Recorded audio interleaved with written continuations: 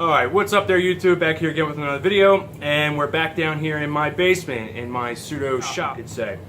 And if you're looking at the tabletop here, you could probably notice that this is nothing to do with vaping.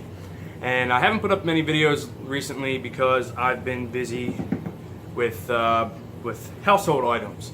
I haven't been buying much vape gear or any of the other stuff, so here we are today. We're going to be talking about, I'm going to do a little part, a couple part series on refinishing solid wood furniture. Okay, I was looking for new furniture, and like solid wood furniture is kind of on the more expensive side, right? And who wants to spend that tons amount of money? And then you go to places like IKEA and you get this crappy pressboard laminated furniture, and it ain't gonna last, and it's not gonna look good over time. So what I've been doing was I've been buying, older pieces, but are solid wood, and refinishing them. So here we go, part one. I got a couple sanders here, okay, and we'll just talk about what I use as far as sanding and what you can get at home and stuff like that. So if you're going to start, refinishing a piece of furniture, and it's going to have, stain, a color, sealer, already on it, right? And in this top, it's got tons of marks, and if you were just going to put this in your house, you would. It doesn't look that good. So after some work you put into it, you can make it look practically brand new. So what I have here, so your first step is to take off your first layer of lacquer and all this, just getting the bulk material removed, getting it down to that bare wood finish. So what I like to use is, this is a Random Orbital sander, okay, 5-inch hook and loop. All right, and then I got this one from Harbor Freight. All right, I think it's under $50. They're not very expensive, and for your home use, these work fine. And this one here is a palm, just a standard palm sander. All right, Home Depot, Ryobi. Again, this one isn't a whole lot of money, 30-40 bucks, and you're in to start doing this work. Now, the thing you got to know about these two different types. Now, there's a bunch of other different types of sanders. There's belt sanders. There's larger ones. These Random Orbiters, bigger ones with different shapes of these. This is just what I have, and this is what I use, and this is what I found to work. So the Random Orbital sander, okay, it works by it uses a spinning, okay, and a random action, hence the name Random Orbital. Now, these types of sanders tend to be more aggressive. All right, so depending on what type of grit sandpaper you have on here, it could be rather aggressive. So when I like to start off, when I start off with a fresh project, I use 100 grit, okay, 100 grit hook and loop sanding discs. This is what I start with. Now, the other thing too is these round ones, you're going to have to buy special paper, okay, special sanding paper to match this sander. Now, it is definitely a little more expensive, not crazy expensive. This pack of 4 was about $4, okay. So you got that there. Now, these ones are nice because you can actually just get regular cheap sandpaper squares. Okay, this is just a pack of regular sandpaper, and you can cut it down. Okay, here's a cut piece. I just use a razor knife, cut it to fit onto this sander. So if you're gonna buy one sander, I recommend the palm sander, because you can just buy the cheap sheets. You can get a 50 pack of these sheets and cut them down and put them onto the sander. But as far as aggressive action and really getting down off of all this old finish and the old lacquer and the poly, this works better. It's definitely more aggressive. So what we're going to do, you would use this guy here, and like I said, I start off with the 100 grit. Now, the 100 grit is pretty aggressive. They have more aggressive ones, but I suggest not going much more than this 100 grit, because you start getting into the 60s and the 50s, and if you don't watch and if you're not real careful and you start getting on an angle, it gets really, really aggressive, and you can really chew away too much wood, and then you're going to ruin the kind of look of your surface. So 100 100 grit, go through everything, take off all this, all your lacquer and everything. You're gonna have to hit all your parts and pieces. Next, I go to a 220, same thing, hook and loop, round, a 220 grit on this random orbital. Go through the whole thing again. Now the 220 grit, after you start using that, you're going to start noticing to get, the wood's going to start getting smooth again. The 100, it'll be rough.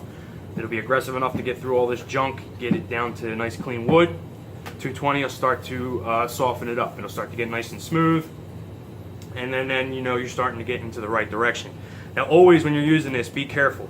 When you get up onto the edges, no matter what grits you're using, it's going to be more aggressive. So when you're on like these edges like this and you're getting around and you got to get all this material off of here, you got to keep it moving. Do not stay in one spot too long, because then you're going to start eating up too much material. So that's the beauty of this is it's faster. You'll get through this material quicker, but it also could chew up your edges when you start getting off off a flat, a nice flat surface. And that's also where this comes in handy. If you're only going to buy one, buy this one.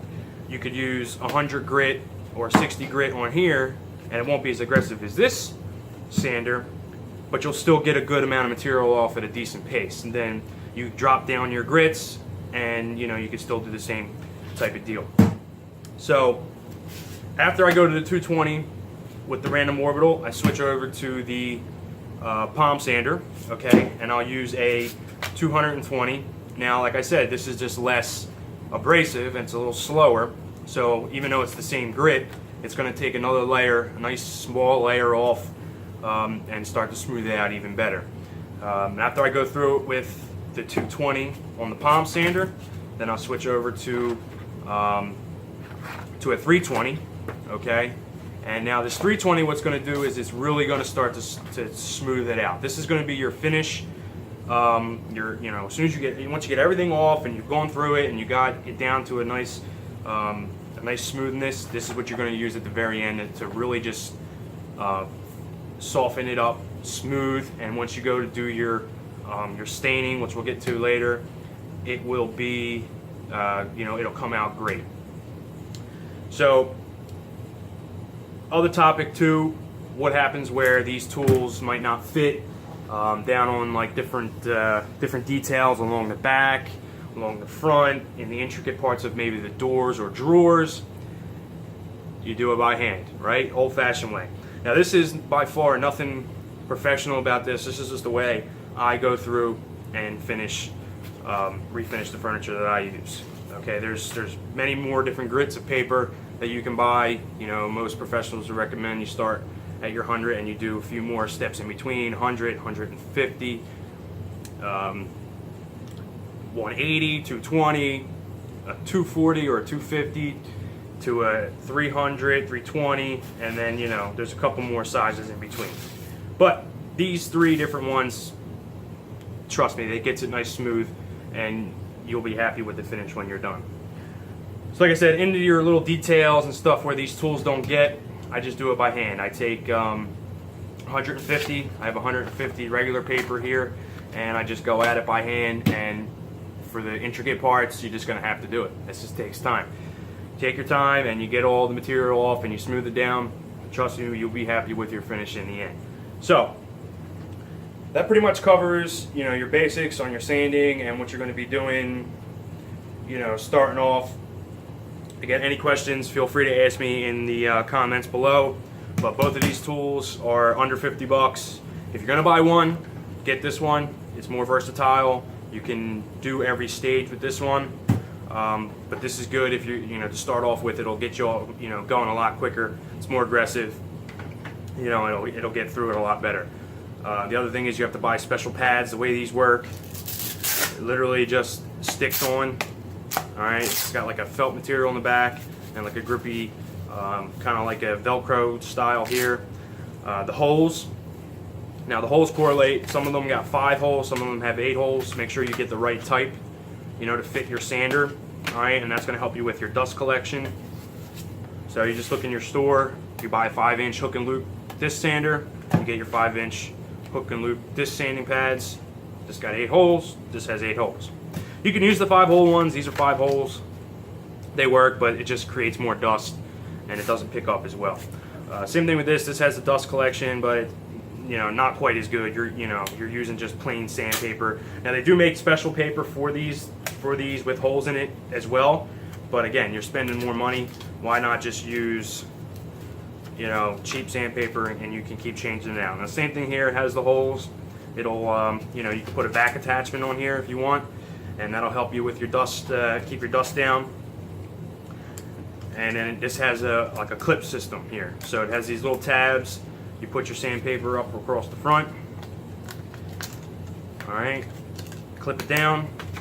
Then you're going to put it across the back in your little clip. All right, and then you're going to clip it down, and there you go. So we're going to get into sanding here. So we'll clear this all up. We'll get restarted, and I'll set this guy up, and we'll start sanding down this top, and you can see kind of how quick and how fast it can go for you. All right, stay tuned.